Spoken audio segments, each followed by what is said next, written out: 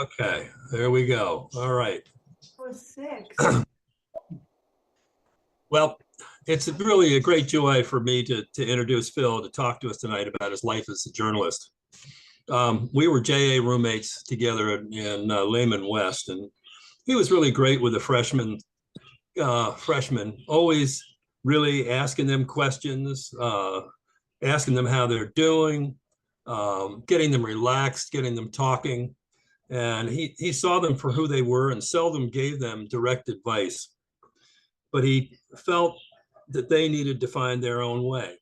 And but he helped them. He was persuasive in a very laid back way. I was a folk music. I was into folk music, and Phil was into James Brown and Otis Redding, and we had one stereo, and Otis won. And he was very persuasive about that, and we had that going for us. I think he was always open to learn and to talk joyfully with anyone, and traits that we'll see emerge as he talks about his experiences tonight. He came from a well-known Ohio family that was deeply involved in public service. His grandfather, then his grandmother were congresswomen. His grandmother was a congresswoman for 14 terms. His uncle was a congressman. His father was in the Foreign Service and during the Second World War, and was the assistant to the ambassador of France. Phil's early years were spent in France, and French was his primary language. That made it difficult when he returned at age 6 to America. He felt like a stranger in a strange land, but he worked to become an American over a period of time. Later in his life, he wanted his kids to have a similar experience and returned to France for several years on business, which is where he will start his presentation tonight. If you haven't read the bio attached to the invitation to join this presentation, Phil graduated with us from Williams, went directly into the Peace Corps for 2 years, and then coming back from the Peace Corps, he attended graduate school in international affairs at Johns Hopkins, and not knowing what he wanted to do, he returned to Africa a little bit, and then all of a sudden decided to travel south. He'd been in the South a little bit right after graduation, but he said, I'm going to find my fortune there. And that's where he went. As he tells his story, you'll find he found really a niche and a deeply successful career linking Atlanta, Georgia, with all of its diverse populations into communities around the world, both culturally and economically, through an innovative news service that he established called Global Atlanta. This small but influential news service made a significant contribution to the state of Georgia and continues to do so. Phil's retired now from the service, but he is recognized for his contributions. He's won the Governor's International Award, President Award for Export Services, International Business Society Community Service Award, Metro Atlanta's Chamber of Commerce Global Impact Award, Distinguished Alumnus of the Georgia Tech Ivan Allen College of Liberal Arts, and an honorary alumnus of the Georgia State University Robinson College of Business. And he's presently a member of the Board of Counselors for the Carter Center. Alan and I had a lot of fun working with Phil and heard many more stories than you'll hear tonight. But I present Phil Bolton, classmate, friend, raconteur, and distinguished journalist. Phil, take it away. Thanks, Huff. Good to see you all. Some of you I haven't seen since 1967. Time certainly flies. This exercise has kindled some memories, some of which I'd almost entirely forgotten. So please join me right now for a little time travel down memory lane. Paris, September 19th, 1990. I'm about to have coffee in a rented apartment, which also served as an office. Avenue Mozart, for those of you who know Paris, near the Ranelagh metro station. I'd been to the kiosk across the street to pick up the Figaro, the French daily. As I unfold the paper and look at the headlines, I can't believe what I see coming out of Tokyo. Leaping out of my chair, I call out to my wife Vicky and kids who aren't even there but on their way to school. You won't believe this, I say. Atlanta has been chosen as the site of the 1996 Summer Olympic and Paralympic Games. Before living in Paris, we were in Atlanta, Vicky's hometown. We knew Atlanta, and we knew it certainly wasn't ready for the Olympics. The public transportation is inadequate. Rapid growth has made the roads either jam-packed or unfinished, lined with orange cones and barrels. The anticipated choice, the obvious choice, of course, was Athens, Greece. After all, this was to be the Centennial Games honoring their modern founding in 1896. How in the world did this happen? I'm looking in the paper at a photo of Andrew Young, President Jimmy Carter's ambassador to the United Nations and two-term mayor of Atlanta, along with Billy Payne, the 1969 graduate of the University of Georgia and an outstanding football player and all-around athlete for the university. It was Billy who persuaded Atlanta's political and financial leaders to support the idea of hosting the Olympics. After convincing Jimmy Williams, CEO of SunTrust Bank, that Atlanta needed a shot in the arm, it was easier to persuade others and get Andrew Young on board. Payne was astute enough to know that Atlanta's civil rights history carried weight globally. With Ambassador Young as co-chair of the Atlanta Committee for the Olympic Games, the bid gained enthusiasm, especially in Africa. Andrew Young visited the African continent many times, promoting Atlanta as a site for the Games, and the African nations responded.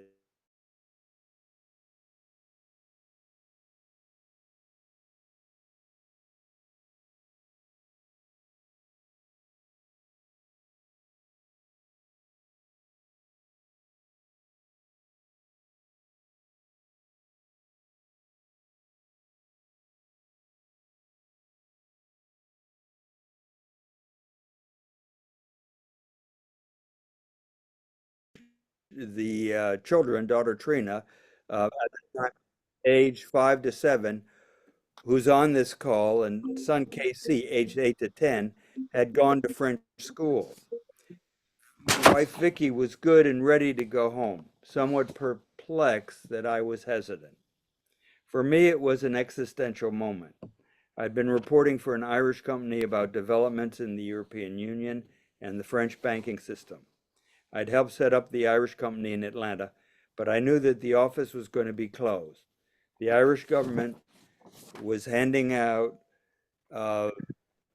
stipends for every job created in Dublin's financial district. There was no way Atlanta staffing could be competitive.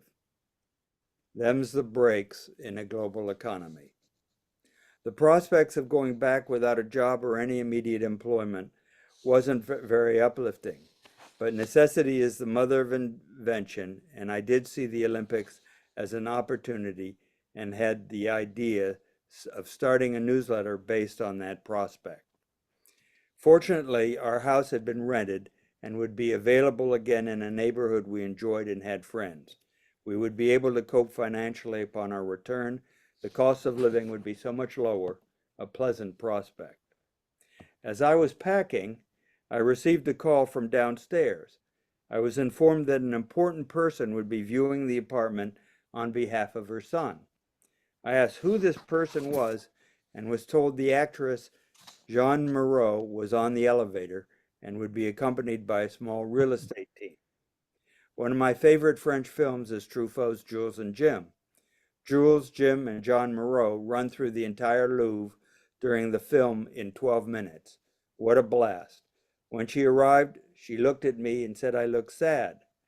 I said that her visit was the best farewell gift I could have and felt much better. Had she ever thought of coming to Atlanta to make a film? She demurred, but said peut-être, perhaps. How was it that I ever got to Paris or Atlanta in the first place? The reminiscence had made me reflect on my past with some trepidation, and I hope that you will accompany me again on a few time travels. As you saw from the bio, from 3 to 6 I was in France. My dad was an aide to David Bruce, the U.S. ambassador to France. They had met during the war. Yes, World War II, that one, when Dad was based with the Free French in Brazzaville as an intelligence officer and traveled extensively through French Equatorial Africa and the Belgian Congo. Ambassador Bruce was heading the intelligence agencies that eventually became the CIA. From 6 to 12, I was in Cleveland, Ohio, learning how to be an American kid, and then at 12, it was off to Boston to boarding school. William certainly played a role. Tom Phillips and I had taken a Southern history course and realized that neither of us had ever been to the South. Kirk Varnado had extended an open invite, and Tom had a relative teaching in Charlottesville, Virginia. Immediately after Jim Lindheim's valedictorian speech, in which he lambasted the U.S. war effort in Vietnam, and the King of Thailand's speech about his government support for the U.S., we hopped in my car and were southbound. As we rolled through Virginia, the Carolinas, and eventually Georgia with our Ohio license plate, I was so taken by the natural beauty and was increasingly inquisitive about where we were. Of course, we wanted to learn more about the civil rights movement and race relations. In North Carolina, Tom and I stopped at a small bar in Durham. We were the only whites, and the bartender was gracious. As we munched on our hamburgers, I remember all the black workmen in their dungarees and work boots singing along with Ray Charles on the jukebox. Let's get stoned. I wonder what Tom remembers. We had some great teachers at Williams, and I recall a half dozen pretty vividly. The ones I want to reference are Robert Gaudino and Kurt Tauber. I had an interchange in class with Gaudino over the relationship between Winston Churchill and Mahatma Gandhi. I remember his intense look at me and felt that I was receiving an MRI. I felt that he knew me better than I knew myself at that point. Many Williams grads refer to Gaudino as a guiding light. My take, aside from his being brilliant and knowledgeable, is that he had a strong dose of EI, emotional intelligence. In any case, his advice that stuck with me was, be ready to live outside of your comfort zone. In fact, he encouraged us to do so. Kurt Tauber actually invited me to his house one night. That was as close as I ever got to Mark Hopkins and the law. We discussed different aspects of freedom before his wife gently escorted me out of the house. After all, it was dinner time, which I understand was of prime importance at his home. I took with me his insight that if you were interested in politics or public service, you needed to show up. It's the most effective route to success, he said. These were the career guidelines I took with me. At the time, they seemed pretty meager. Unlike fellow Clevelander Marty Samuels, who said in his comments that he always knew he was going to be a doctor, I had absolutely no idea what I wanted to be when I grew up. But I found my path, and I'm grateful to Gaudino, Tauber, and all the others that have played a role in my journey to journalism and then some. Let's get back to that return to Atlanta. I had decided against covering the Olympic Games. The organizing committee was very hostile to anyone looking over their shoulder. By the time that the Olympics came to town, however, I was pretty well ensconced in business. The newsletter, the Global Business Reporter, which was going to track foreign investment throughout the Southeast, hadn't worked out. But Global Facts was rolling along thanks to MCI Inc.'s having granted Atlanta the largest toll-free zone in the world, enabling us to fax out from 24 computers 6,000 to 8,000 newsletters on Friday night and occasionally during the week at little cost. The concept of using a fax for news was not entirely new. As a reporter in the field for a daily newspaper, I'd used a telecopier to send articles to the main office. In European hotels, I'd find fax newsletters greeting me at a breakfast table. Alex Deryenko, a young, recently arrived immigrant who had defected from Russia, analyzed the manuals for building a website, which we launched in late 1994. His English wasn't very good at the time, but he mastered those manuals, and I was amazed. Of course, my family had helped every inch of the way on what looked like a very, very long shot. Global Atlanta was a good enough name for the site, but what was missing was a motto or rubric with which we could confront prospective advertisers, sponsors, and supporters. We bantered over many possibilities, but came to an agreement that the world is here, spoke to how Atlanta was defining itself as an important player globally, having emerged from being a regional center with an active civil rights history into a leading commercial center with consular offices from many countries, as well as many vibrant international communities. I'm proud to have been a part of its emergence as a lead city in the United States, and I personally identify with its multicultural identity. If you have a chance to go to globalatlanta.com, check out the directories.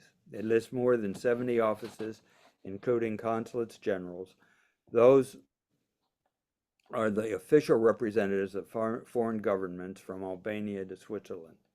They are responsible to their governments for the Southeast. There also are honorary consuls, those Atlantans who have been chosen by foreign governments to help them in conducting the official duties. And you'll also find all the international chambers of commerce. Even when I recognized that the Global Business Reporter was a no-go, I felt good about the trajectory thanks to moments such as the following. Early on, I received a call from Alan Leo, Israel's Consul General, who eventually became its foreign minister. And he was one of a small handful of consuls general when I started the company. Phil, I think we should have a chamber of commerce tying the Southeast to Israel. Don't you? He asked in his gravelly voice. I agreed and helped publicize the initiative. By the time I retired in 2019, there were 50 Israeli companies with offices or operations in Georgia. The number of internationally focused chambers of commerce mushroomed, and I was present at the creation of many of them. How about this for a surprise? I was elected to be president of the Korea Southeast Chamber of Commerce, as the Koreans prepared to make massive investments into Georgia and the South more generally. How come? For showing up at a meeting following the speech of the ambassador from Washington, when no one else wanted the job. This very week, Georgia's current governor, Brian Kemp, has been in Korea reinforcing the ties. Just outside of Savannah, there's going to be an $8 billion Hyundai plant. Georgia has many massive Korean plants, including those of Hyundai, Kia, battery manufacturers for electric vehicles, and many spare parts suppliers. The Korean community is estimated to be over 150,000 individuals. I used to go to Korean celebrations and felt I was in Seoul. And I've had plenty of kimchi, I can tell you. Thinking back on the many events we either organized or hosted, one of the most memorable brought members of the Israeli Chamber with members of the Arab American Business Association, which had as many as 500 members in Atlanta. Tom Glazer, president of the Israel Chamber, and my friend Bashir Mahoubi, an Algerian who was with one of the local law firms at the time, agreed to the meeting. This was before Yitzhak Rabin, Israel's prime minister, was murdered in 1995. The meeting surprised me by providing an insight into how much business actually was being conducted by Israel with their Arab neighbors, in sharp contrast to what we know today. What was Tauber's legacy? No matter how tired I was, he was always in the back of my mind. Show up, he told us. Over the course of a 50-year journalism career, I must have thought of Tauber's comments many hundreds, perhaps thousands of times. As a cub reporter, I was very much on a traditional route. I had to show up at car accidents and crime scenes. Then it was municipal, state, and federal trials, city council, and county meetings. Later, working for Trade Magazine, it was banking conventions and hearings. Once we launched the website, it was international chamber meetings, receptions upon receptions, and interviews with foreign government officials and even heads of state, ranging from one with Kenya's President Daniel Arap Moi to the Czech Republic's President Milos Zemin in his office in Prague, who lectured me on Russian authors. Unlike Tauber's show-up, Gaudino's edict, to push the boundaries of our comfort zones, was more of a slow burn. Coming from a family involved in Ohio politics, it would have been natural to assume I would continue in that vein. In my gut, it was more complicated. My first language had been French. No big deal, really. Millions of Americans have come here without speaking English and learned to thrive. But from early on, I was drawn to experiencing places far from my hometown of Cleveland, Ohio. My dad didn't ever say much about his time in Central Africa, but upon reading British historian Susan Williams's account of those years in her book, Spies in the Congo, I learned that there was a race going on among the Americans, the Brits, the Russians, the Nazis, and the Nazi-leaning Belgians to be the first to deliver the uranium needed for the bombs to end the war. He did bring home artwork, not stolen, but either purchased or given to him by tribal elders as he made his way through the villages. The art was around our house. Where did it come from? I wondered as I was growing up. My grandmother, Frances Bolton, served 28 years from 1940 to 1968 in Congress representing Cleveland's 22nd District. She was the first congressional representative to officially travel to Africa. In 1955, she spent months crisscrossing the continent to learn from Africans on the ground and forge ties to the leaders. She is credited with being instrumental in forming the Africa desk at the U.S. State Department. Needless to say, she managed to show up in life in many ways. The Peace Corps seemed a great solution for my tormented "what's next?" question following our graduation. It was a temporary alternative to going to Vietnam as a deferment, but I was never drafted because of a high lottery number. I think I saw Brian on the call. Thank you, Brian. My Peace Corps cohort was composed of BA generalists who would be assigned teaching roles. Our students in Kenya were anxious to learn, and we were okay with new subjects like African history and literature. Was I out of my comfort zone when asked by a small group of elderly Kikuyu tribesmen to join in a fresh glass of beer, cow blood, and bile? Damn right, Gaudino. Uncomfortable is putting it mildly. There were fallow years upon my return from Kenya, even though I went to grad school at Johns Hopkins and had an internship in Kinshasa, Zaire, now the Democratic Republic of the Congo, with the First National Bank of New York. The bank was plotting a global future, and guess to whom I was to report in its small office in Kinshasa? Al Hageman, class of 1964, known at Williams for leading the toga parties at Phi Gam. My exposure to Kinshasa proved to be a godsend. Let me tell you why. It puts together my touch points of Cleveland, Africa, and Georgia. Wright Bryan, who at the time was the publisher of the Cleveland Plain Dealer, was a friend of my dad. He'd had an impressive journalism career, including in 1944 having gotten the momentous scoop of the D-Day landing during a flight over Normandy on behalf of the Atlanta Journal. His report was picked up by the Associated Press from London and sent around the world. One day when he stopped by the house in 1972, I told him I was interested in becoming a reporter. He asked me what my interests were, and I told him that I thought the South was on the verge of an historic transformation. The reasons being the impact of the Civil Rights Movement and the transfer of corporate headquarters and facilities southward inevitably would provoke profound changes. Cleveland already had felt some of this movement. He invited me to his hometown, Clemson, South Carolina, as he was retiring and in the process of writing a book about the university. I quickly accepted his invitation and headed south. After touring Clemson, I visited newspapers in many cities, such as Nashville and Chattanooga. I had no trouble meeting editors and publishers. Did Wright Bryan call them ahead of my arrivals? I have no idea. They all, however, were polite and encouraging in keeping with Southern hospitality. But I never received a job offer until I arrived in Macon, which, for those of you who have no idea where it is located, is in Middle Georgia, southeast of Atlanta. The Macon Telegraph actually needed a reporter.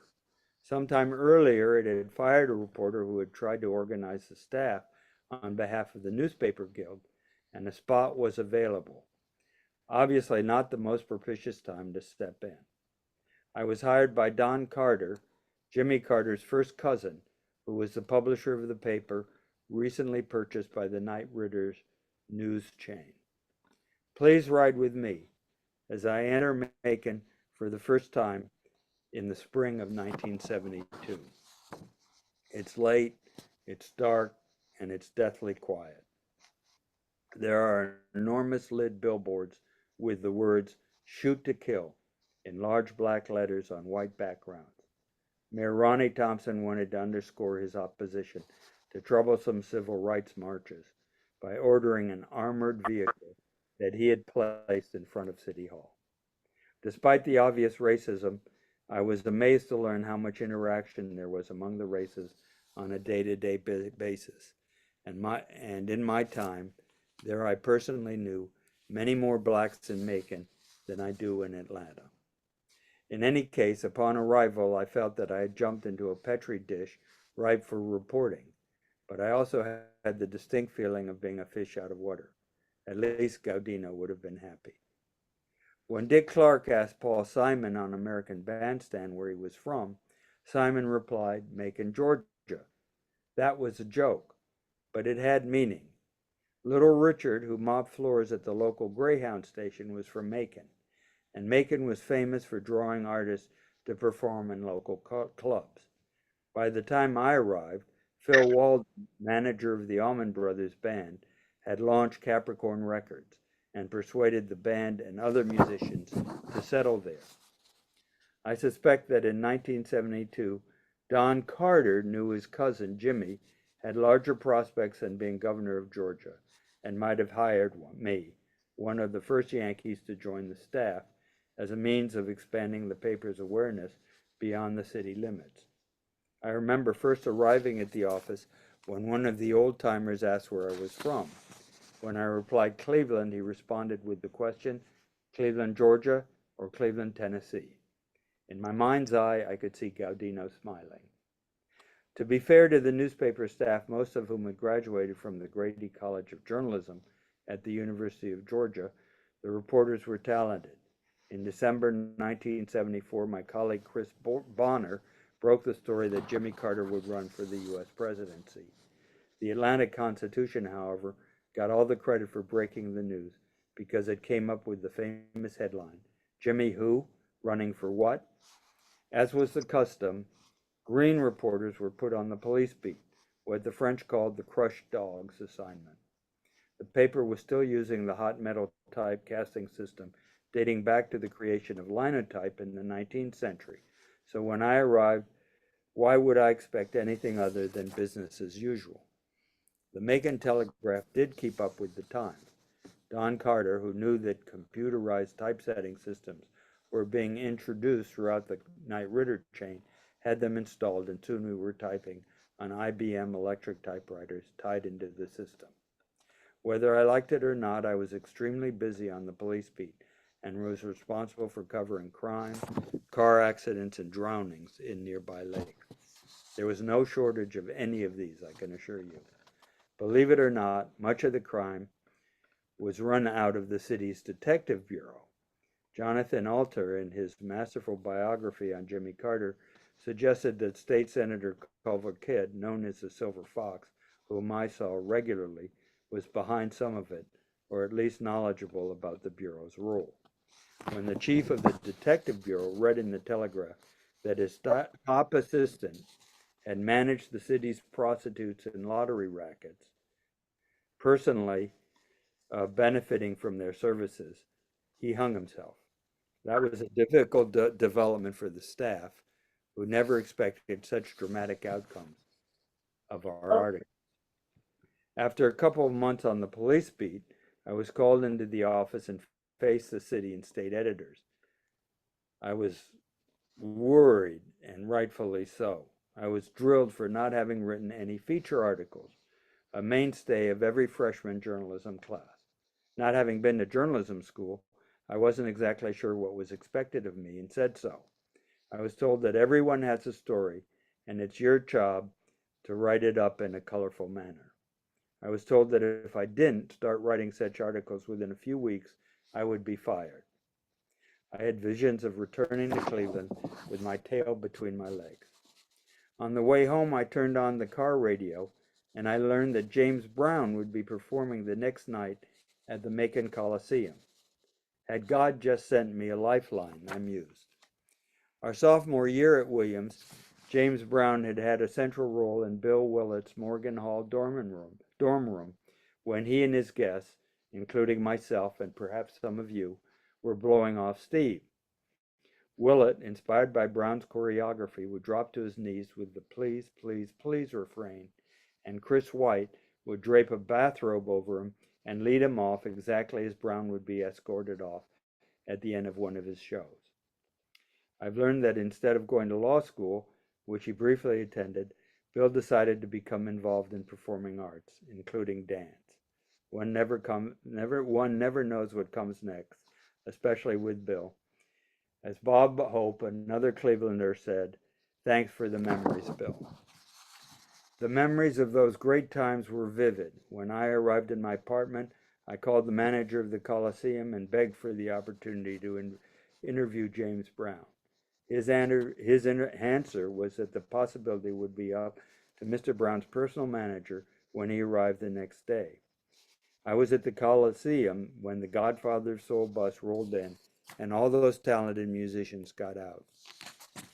Among them was the manager, and I requested an interview. He replied that Mr. Brown would decide after the show. I stood on the side of the stage while the band set up. James Brown was at a microphone warming up the crowd from behind the curtain. When the curtain opened, I could see the crowd. Not too many, maybe 1,000 or 2,000, mostly kids, but could they ever dance? The band played a full show, probably an hour and a half or more. Afterwards, I cornered the manager again and I got the great news that Mr. Brown would see me. Not sure what I would ask, I entered the trailer after he'd showered. He was wearing a black beret, a black turtleneck shirt, black trousers, and highly polished boots. And he had a large silver ring in the shape of a skull on his ring finger. "Mr. Brown, there were only a few kids out there. You put on a full show? How come?" was the best I could do to get things rolling. He replied that whenever he was in Macon, he would do all he could. It was where he got his start. He had shined shoes in Augusta, and he had sung gospel in Toccoa, but it was in Macon where little Richard wrote on a napkin, "Please, please, please," encouraging a juvenile Brown to focus on performing. Brown later made the request his famous refrain. That was the beginning of the interview, which lasted at least an hour. That's quite a long time for an interview, and here's why. I mentioned that I'd heard his music blaring as I walked the streets of Kinshasa in Zaire a few years earlier. Little did I know that Cleveland music entrepreneur Don King was making the rounds for a music festival to include James Brown in Kinshasa to precede the rumble and the jumble between Muhammad Ali and George Foreman. Brown was very interested in Zaire, wanted to know everything about it. I mentioned that if he ever did a concert in Kinshasa, there would be tens of thousands of attendees. That concert was held in the fall of 1974, and I was right, though I didn't attend. It was a blockbuster. You can see part of it on YouTube. James Brown was introduced as the man who could make your liver quiver your bladder splatter, and freeze your knees. Brown himself was more interested in espousing blackness and soul power at the concert. After the interview with Brown, I took a notebook full of notes back to my apartment and slept on them. In the morning, I typed on my portable Olivetti, finally taking the copy to the office early that Saturday afternoon. I can't remember what I did for the rest of the day, but Sunday morning I drove to the Chichester drugstore on Tatnall Square and bought the Sunday paper. There was my article all over the front page and onto the next page.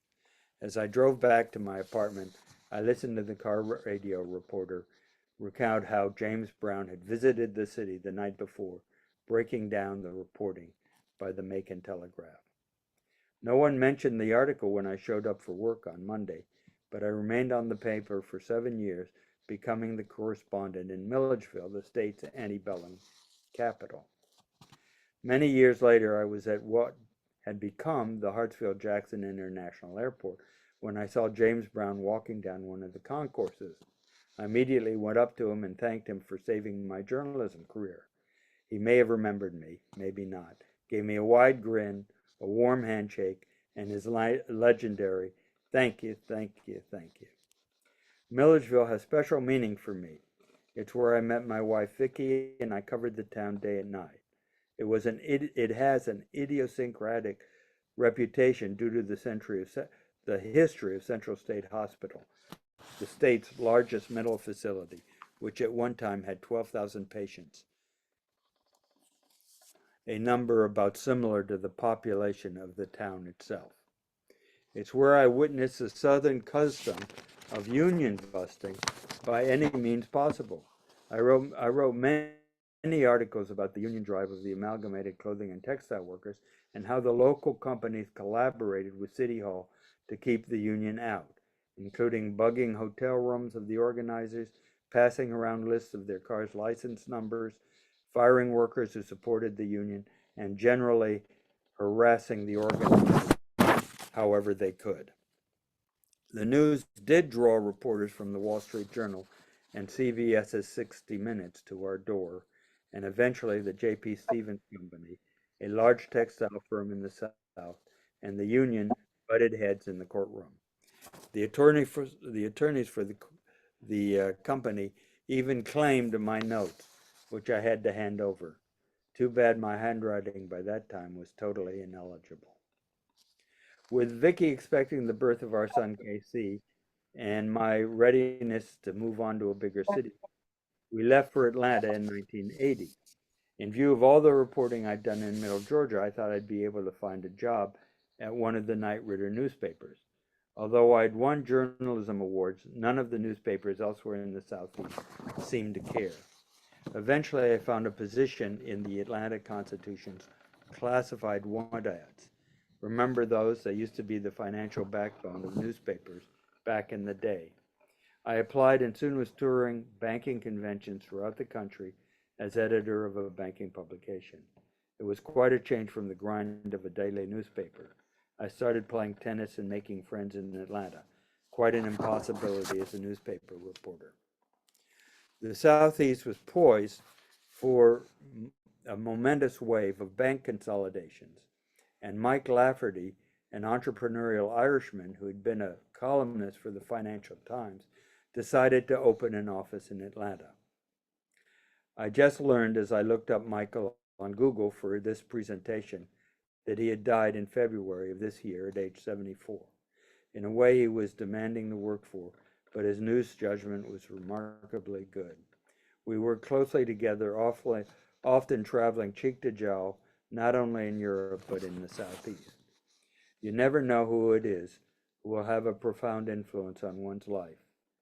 Michael certainly did on my life, and it was through him that I learned the real meaning of entrepreneurship. Michael decided to open an office in Atlanta. There weren't many other reporters in town who knew the banking scene as well as I did in the mid-1980s, so he approached me to open it. To this day, I'm amazed whenever I pass a Bank of America or Wells Fargo branch around town. The traditional locally based banks and even the regional banks disappeared once they were gobbled up by the California-based banks, such as Bank of America, which is now based in Charlotte, North Carolina, or Wells Fargo, which previously seemed worlds away. Lafferty enabled me to be based in Paris for those 2 years, 1989 and 1990, a challenge that would have been improbable for me if I was working for a U.S. company, but for a Celtic tiger bent on expanding in Europe, it was a good fit. We placed our kids in French schools where after a few difficult months they made friends and quickly learned French. Vicky had a more difficult adjustment since she never had any French, but soon made friends with some of the parents of my kids who appreciated being able to practice their English with her. While I conducted interviews in French, generally using a tape recorder, all my articles were in English and sent to the Lafferty staff, either in London or Dublin. By the time we left, Vicky got to know Paris better than I did because I was tied to a computer so much of the time. Once back in Atlanta and the idea of the global business reporter was put aside, I came up with probably the most innovative practice we developed. While reporters traditionally guarded their sources as their lifelines, remember Deep Throat during Watergate, I revealed mine.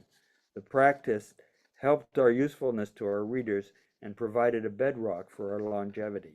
By including contact information of the interviewees, we created connections and communities. Keeping pace with the times, Global Atlanta is modernized with newsletters and notifications on opportunities for special gatherings, seminars, and personal introductions. To date, Global Atlanta is a lead convener and source of news, seen as the city has exploded in population as well as cultural and business prominence. Despite all this going on, Gaudino and Tauber remained in the house. Here is one of literally dozens of examples that captures the continued presence of their mantras.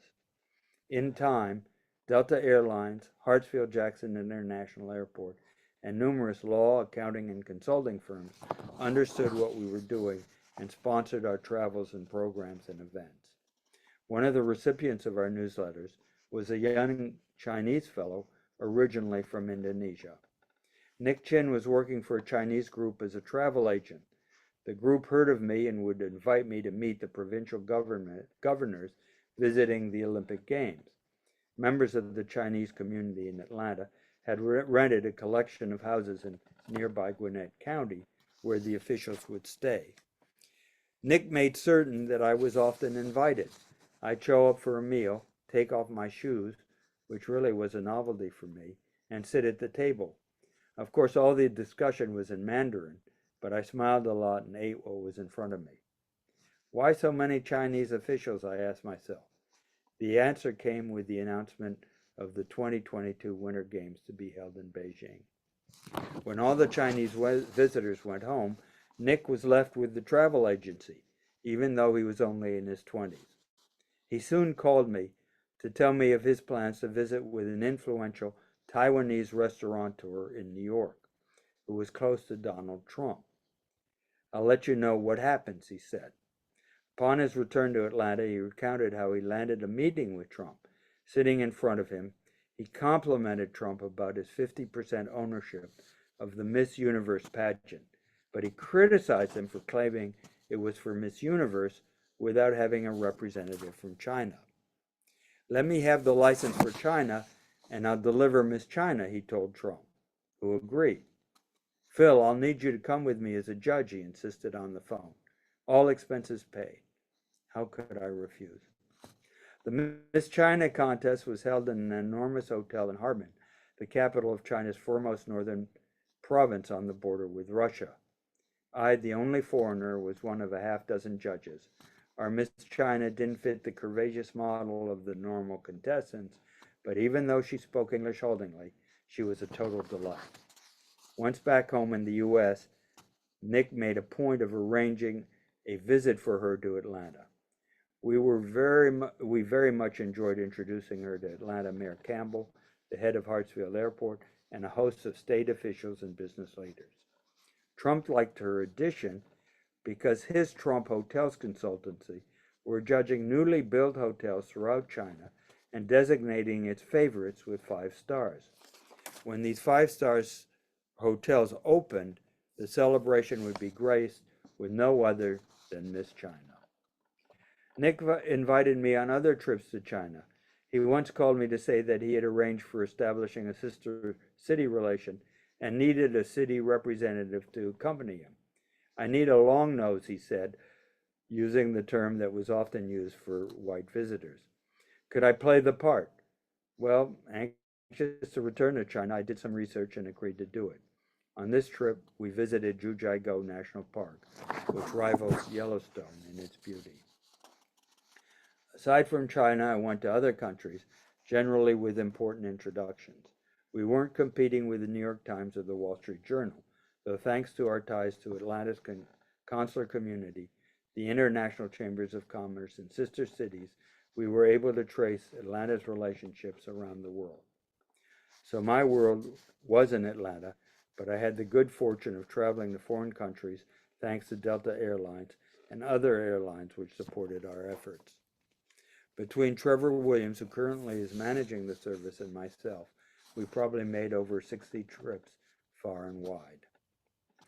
I'm pleased that every word ever written on behalf of Global Facts or Global Atlanta has been digitized and is archived on the website. The opportunities for future research will be vast, and the opportunity for making connections across the world enhanced. It's my hope that Gaudino and Tauber wouldn't be disappointed. In 1982, at age 58, President Jimmy Carter had the revelation that instead of just a presidential library, he would leave a larger legacy, a repository for his papers, but one with a mission. The Carter Center emerged in a portion of Atlanta's real estate in a controversial setting among neighborhood residents, but it has become a marvelous asset for the city and implemented a wide variety of programs around the world. As always for Carter, to launch a new initiative, he had to obtain unconventional funding. A good move for the center was its affiliation with Emory University. Because of my involvement with Global Atlanta, I was asked to join the counselors board, not the trustees, but which has a role of acting as a sounding board for Carter initiatives. There are an amazing number of programs, including election monitoring at home and abroad, medical missions, and research initiatives. While the center's medical work, including virtual eradication of guinea worm in West Africa, and the election monitoring is often praised, what is less known is the full extent of local networks the center has developed globally. These provide a resource of credibility which can be extremely useful during hostage negotiations and information gathering. As a retiree, Carter has been incredibly resourceful. He has written more than 30 books. He paints, plays the guitar on a guitar he built himself. He is a carpenter with a history of participating in building projects at home and abroad for the habit of humanity. Carter has often been dismissed as a weak and ineffectual president. A closer look is more discerning. In October of this year, if he makes it, Carter will be 100 years old. I feel honored to have shaken his hand. What better road signs for the future of mankind can there be those of the Carter Center, waging peace, fighting disease, and building hope. As a final note, I hope that those of you who haven't seen it will search for the CD titled The Man from Plains, a film directed by Jonathan Semi, the famous director of Philadelphia and other important films. It tracks Carter's news interviews given following the publishing of Palestine, Peace, Not Apartheid, in 2006. It is revealing of Carter's personality and his aspirations for peace in the Middle East. Regardless of where I find myself, I have threads of continuity, including my appreciation of music, international people-to-people exchanges, partnerships, family, and friends, which full circle brings me back to you. The world is here in our minds and hearts. Thank you for this opportunity. Thank you, Phil. That was really terrific. I just want to let you know that Alan's added a new piece which says raised hand if you look down on the bottom. And if you have any questions, please please hit the raised hand, and then we can call on you directly. But Phil, one of the questions I had, you had this huge background in Cleveland, and all of a sudden you decide, hey, I don't know what I'm doing, I'm going south. How did the family feel about that, and how did you feel about that with your family? Were they supportive? Was it something that's, hey, come back to Cleveland, and you know, you have a whole family tradition here? And how was it in terms of sort of striking out and being on your own? Well, I think they were surprised that I would take off. I have brothers and a sister, and none of us live in Cleveland, but I have a number of cousins that are all in Cleveland, and it's interesting. Um, my cousin's family, their dad had been in World War II. He was at Iwo Jima, but he had been a local politician, and they all remained. My dad said, you know, there's really no reason for you to have to stay in Cleveland. If you're interested in the rest of the world, go ahead and see what you can do. I did have a job, an early job in journalism with the Lakewood Post, which was on the west side of Cleveland, and as a, it's the first thing I'd ever done in a newspaper. They knew I'd had no experience, so they said, "Well, why don't you do the obituaries?" And I would call people, and they'd say, "Well, what's your name?" And as soon as I said I'm Philip Bolton, they'd say, "Are you related to Francis Bolton?" And I'd say, I'd say, "Well, yes." And it was kind of uncomfortable. I didn't want to be, with that cloud on everything I did. What if I, made a major screw up? That would have been a problem too. Now that you asked this question, I did write a paper for James McGregor Burns about my grandmother's political career, and to talk with her opponent in not her last election, but the second to last election, was a guy named Calabrese. I had to go. I had to talk to him. I thought it would be unfair not to be able to at least check in. And he then broadcast on the Cleveland Plain Dealer that he'd gotten this visit from me, and that I was very interested in his campaign and everything that they were doing. And, what did he think of his grandmother's opportunities for winning the election? So I was very sensitive to that. I'm not sure I would have been a great politician. I think I did better following some of those traits, but um, not actually going out and getting the vote. Well, it's interesting to me, Phil, in terms of your grandmother's activity in Africa, and that's a place that you went um, several times. Your father's activity in Africa, and it just there seems to be a lot of continuity in terms of different things that were of interest. Your grandmother, I know, when she established the nurse corps during the war, she said, and this was in 1940, I think, said, "Hey, it's got to be integrated." And that was one of the things that she was well known for in terms of pushing for integration. And you really were involved in understanding what was going on in the civil rights time at that time. So there's a lot of similarity. She had an incredible career, and much more interesting than mine, I've got to say. She was on the board of Tuskegee, and she knew all the airmen. And I just recently saw there are two left, I think, in Atlanta, and they had a video or a film of one of them when he was 18 years old, and he was flying over Europe, and they said, he was questioned, "Why are you doing this? You're going out there and risking your life." And he said, "Well, I just think it's my duty." and it just shows the kind of a different perspective. But she had a lot, she had a lot of African Americans in her district, and she became very involved with civil rights. She's really a fascinating person. I knew her personally and was just continually awed by her. But I never worked in her office, and I didn't really know that much about the political side. No. She's definitely a formidable figure, Thank you. historical as well as just a kind of a guiding light.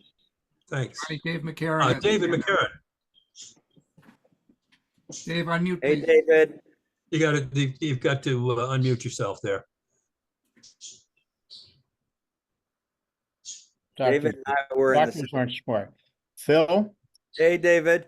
how are you?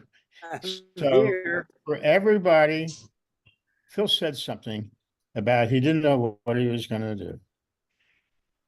And the Phil I remember wandered into Williams-B to talk to Joe and me all the time. And they were fascinating discussions.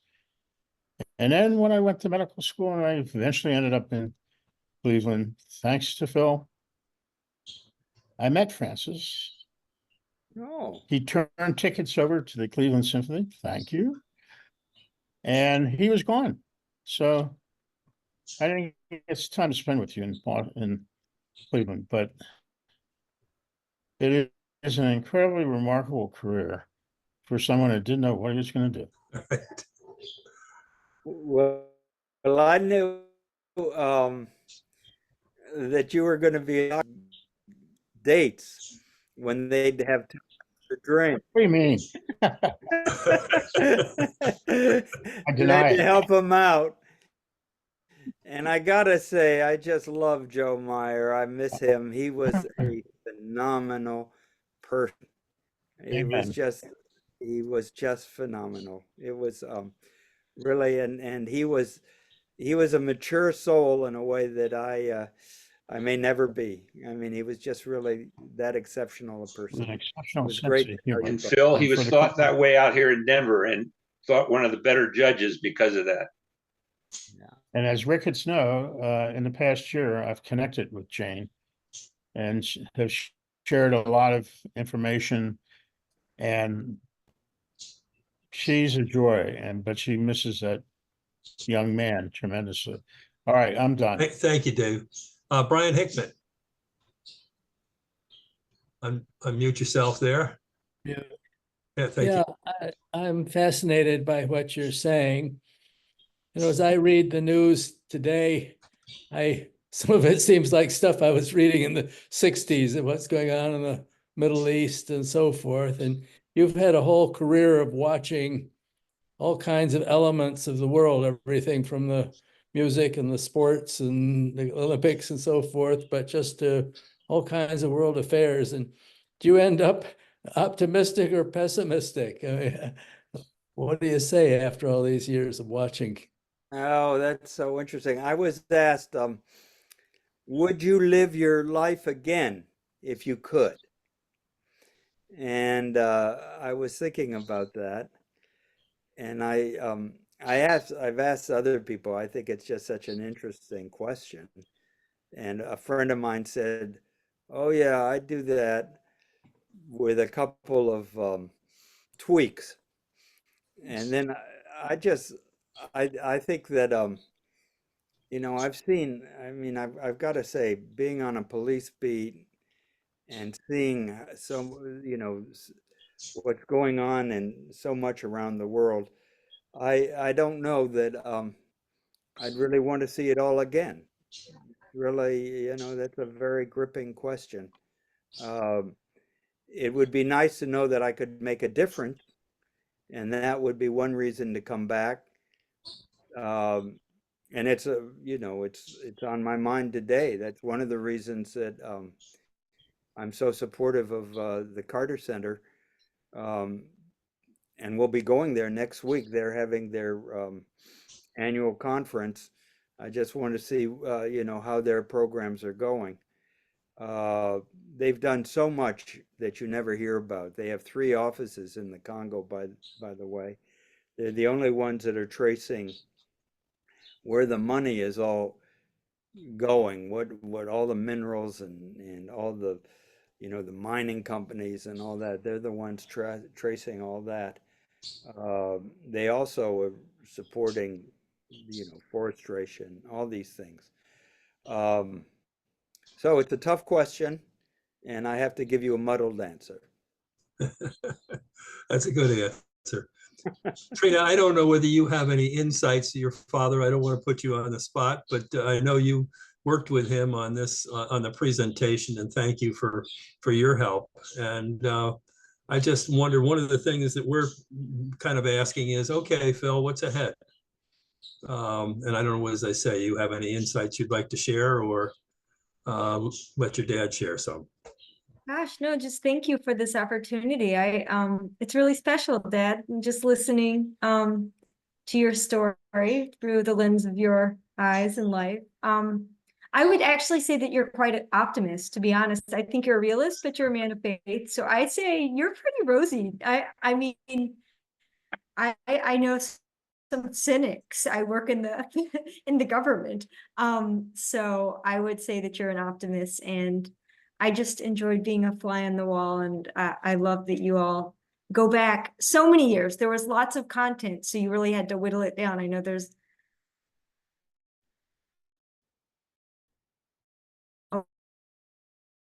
a lot of stories to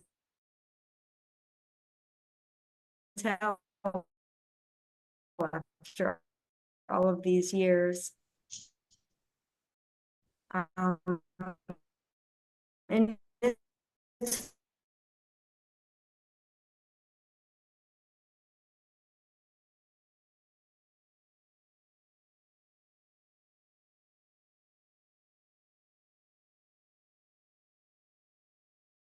can send some links to some of the James Brown songs. I thought that that would be kind of fun if you had a soundtrack. That would be great.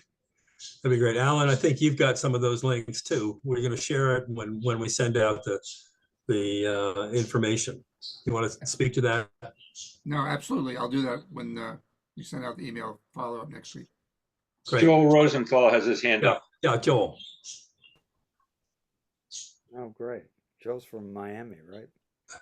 Joel, you got to unmute yourself. Yeah. Sorry, one question. The conventional wisdom always has been that Olympics have been net losses for the cities involved, and beyond net losses, I mean major disasters, I guess you would say. What say you about what happened in Atlanta in '92?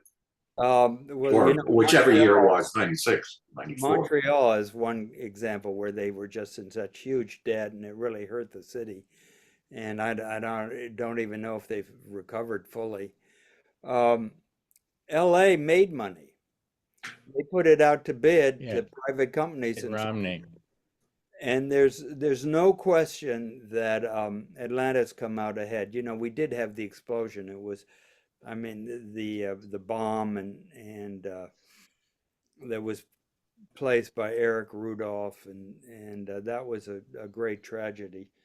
But I think it was a tremendous boost to Atlanta, and Atlanta benefited in so many ways. So many of the venues have recreated Atlanta. All the university institutions benefited, like where the village was for the Olympic athletes became dorms. The sites have gone on to host international events. It really kind of put Atlanta on the map. I remember right at first, it was a real black eye. A lot of the IBM equipment didn't work. They were channeling news reports from France into the local NPR station, and the French were just all over Atlanta, just what a mess they were making. And then with the bombing as well, it really took some remarkable leadership from Andrew Young. I remember going to the breakfast after it happened, and how he went on to say, "We've got to continue and we've got to go on." And the cities come ahead. I don't. So many people were so involved. And for instance, one of the very cool things that happened, like I live in a small municipality outside of Atlanta, and we were designated to host all the Polish teams. And so we had a lot of visitors from New York and Chicago, of course. Some of the people were renting their houses. And the Poles would get together every night. I know that the first beer my son Casey ever had was Lech beer. I met Lech Walesa walking around town. You know, there was President Kwasniewski. You know, go up to him, shake his hand. There was so much interchange. For the first time, the streets were full of people. It was a beautiful sight to see. I don't know just on the bottom line, Joel, you know, how it came out, whether the money, but I think really the city came out way ahead, and you know, just the airport, it was a huge incentive for the airport, which is now, you know, at the heartthrob for the city itself.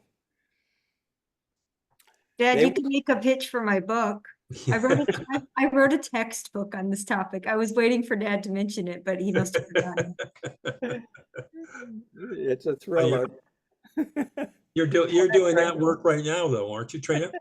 I did work in sports diplomacy, but this Oh, was so I my thought- academic capacity. So did the city make money off it or not? Atlanta, it did and it didn't. Atlanta was the one that was pretty much 50-50. There are some winner, like Barcelona was a winning case. I wrote this book on the impact of the Olympic bid process on urban development, so looked at all of these different case studies. Atlanta was a lose in some places, some losers, some winners. But if we can look back all of these years, it was a positive turning point. But there's some other more definitive case studies in my book, but that's not about me. It's one of the nice things of all of us, that we have the next generation coming along, and most Well of them much said, brighter huh? than we are. Well said, well said. Trina, especially a bunch of all males that went to college together.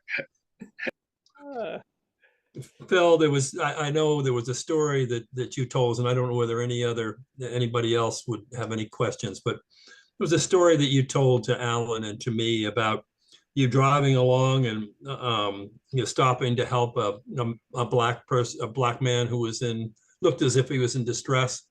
I think that kind of says a lot about not only you, but concept of what he said. And I was wondering if you could share that story with everybody.